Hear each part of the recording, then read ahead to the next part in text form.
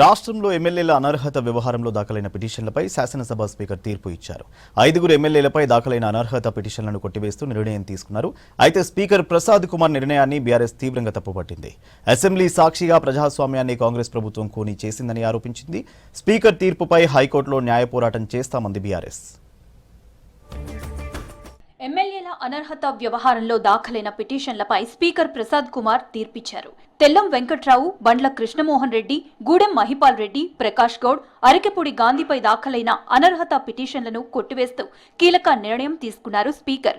5 ఎమ్మెల్యేలు పార్టీ మారినట్లు ఆధారాలు చూపలేకపోయారని తీర్పులో చెప్పారు. అనర్హత వేటుకు తగిన ఆధారాలు లేవని, సాంకేతికంగా 5 ఎమ్మెల్యేలు బీఆర్ఎస్ లోనే ఉన్నట్లు స్పష్టం చేశారు. మొత్తం 10 మంది ఎమ్మెల్యేలపై బీఆర్ఎస్ అనర్హత పిటిషన్లు దాఖలు చేయగా 8 మందికి సంబంధించిన విచారణ పూర్తి చేశారు స్పీకర్.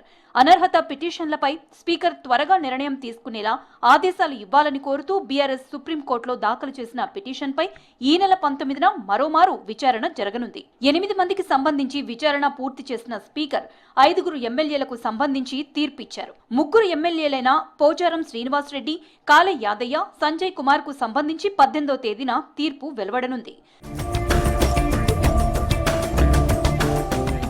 స్పీకర్ తీర్పుపై బీఆర్ఎస్ వర్కింగ్ ప్రెసిడెంట్ కేటీఆర్ స్పందించారు.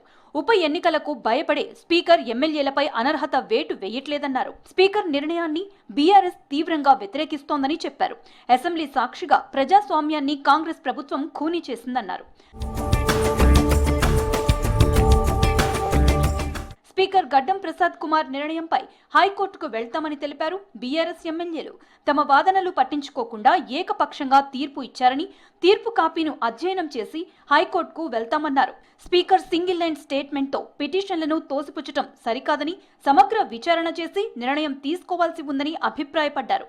10 మంది ఎమ్మెల్యేలతో రాజీనామా చేయించి ఎన్నికలకు వెళ్లాలని డిమాండ్ చేశారు.